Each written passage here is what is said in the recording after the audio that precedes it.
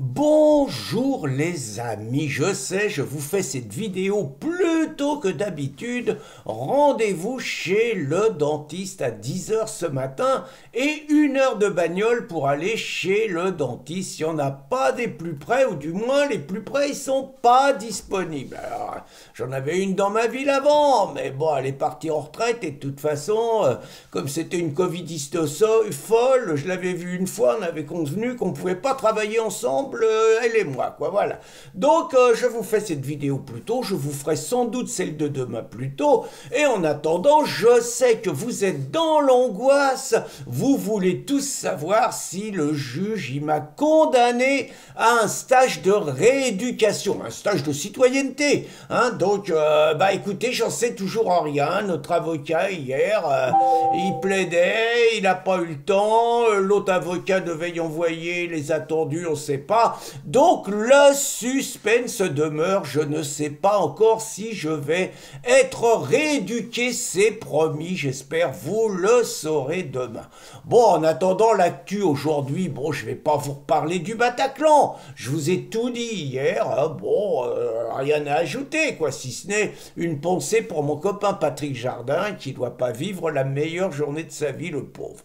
Sinon, je vais vous parler de la libération de Boualem-Sansal. Alors, bon, ça faisait 1 an.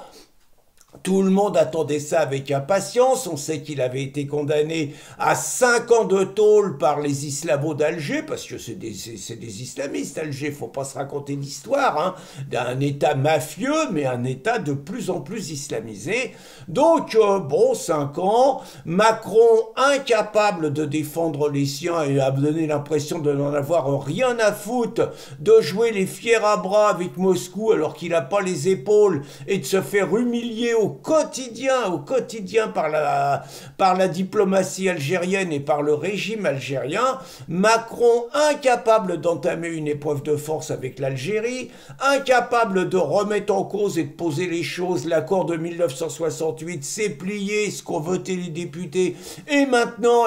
vous allez être traité comme tous les autres pays, Macron incapable de virer tous les étudiants algériens, Macron incapable de virer tous les délinquants algériens, et si l'Algérie n'en veut pas, on les colle ailleurs. Macron incapable de se faire respecter par un pays qui se fout de notre gueule sur les fausses cartes vitales, par un pays qui se fout ouvertement de notre gueule sur l'escroquerie aux centenaires retraités, par un pays qui, par ailleurs, insulte régulièrement la France, réécrit l'histoire et forme sa population pour haïr les Français, exactement comme les Palestiniens se forment leur population pour haïr et tuer du juif,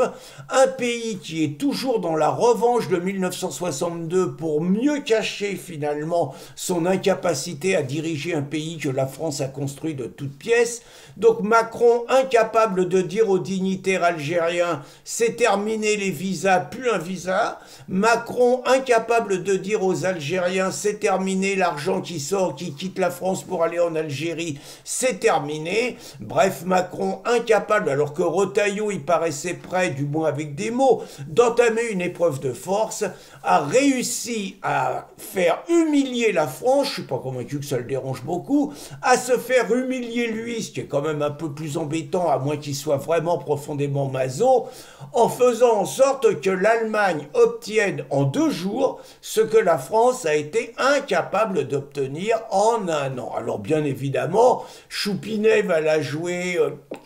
C'était un coup monté avec les Allemands, on a contourné le problème, l'essentiel c'était la libération de Boualem, vous comprenez, etc., etc.